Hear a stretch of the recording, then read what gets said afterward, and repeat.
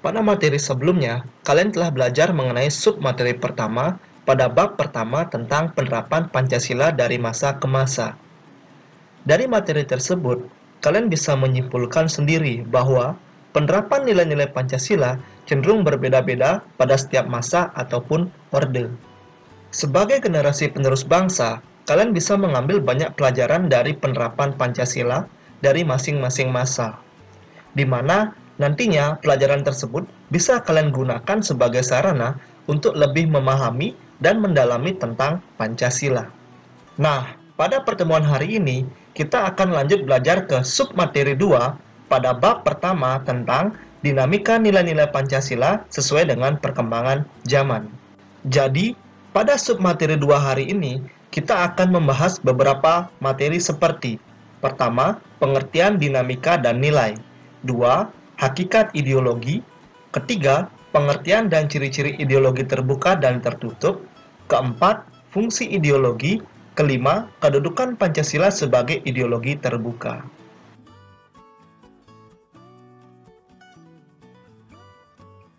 Untuk yang pertama, kita akan membahas tentang pengertian dinamika dan nilai. Jadi, dinamika merupakan suatu bentuk perubahan, baik yang sifatnya besar kecil atau cepat lambat, yang berhubungan dengan keadaan. Atau secara singkatnya, dinamika kita bisa artikan sebagai suatu perubahan yang berhubungan dengan keadaan. Sedangkan nilai berasal dari kata valeri, yang berarti kuat, baik, dan berharga. Secara singkat, nilai berarti suatu hal yang penting dan berguna bagi kehidupan manusia.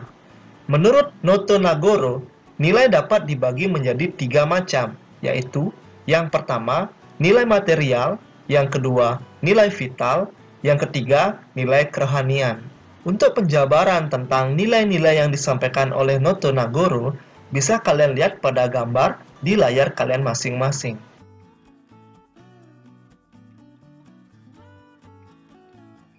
Selanjutnya, kita akan membahas tentang hakikat ideologi.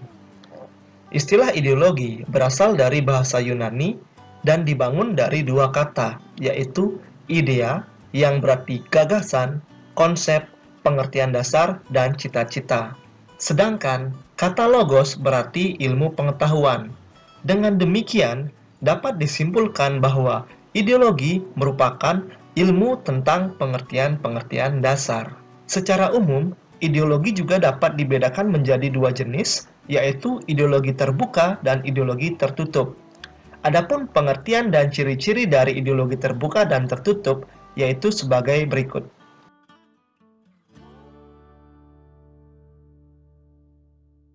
Pengertian ideologi terbuka. Ideologi terbuka yaitu suatu ideologi yang mampu mengikuti perkembangan zaman dan bersifat dinamis, serta senantiasa mendorong terjadinya suatu perkembangan pemikiran baru tentang ideologi tersebut tanpa harus kehilangan jati dirinya. Sedangkan ideologi tertutup merupakan suatu ajaran atau suatu ideologi yang tujuan dan norma politik dan sosialnya serta kebenarannya tidak boleh dipermasalahkan lagi dan harus diterima dan dipatuhi oleh semua anggota masyarakat. Selanjutnya, kita akan membahas tentang ciri-ciri ideologi terbuka. Adapun ciri khas ideologi terbuka yaitu sebagai berikut. Pertama, nilai dan cita-citanya diambil dari keyakinan masyarakat itu sendiri. Kedua, dasar pemikirannya merupakan hasil musyawarah bersama. Ketiga, sistem pemikirannya terbuka dan senantiasa berkembang. Keempat, diciptakan oleh masyarakat itu sendiri. Ciri-ciri ideologi tertutup. Adapun ciri khas ideologi tertutup yaitu sebagai berikut. Yang pertama, nilai dan cita-citanya diambil dari luar keyakinan masyarakat itu sendiri. Kedua, dasar pemikirannya merupakan keyakinan dari perseorangan atau sekelompok orang. Ketiga, sistem pemikirannya yang cenderung tertutup. Keempat, diciptakan oleh negara dan wajib untuk diikuti oleh seluruh masyarakat.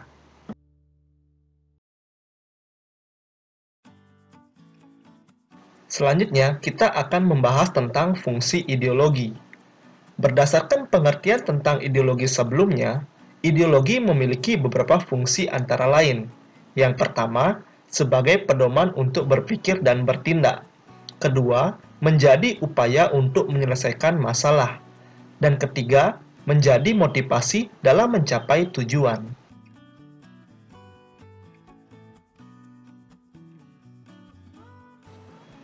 Untuk selanjutnya, kita akan membahas tentang kedudukan Pancasila sebagai ideologi terbuka.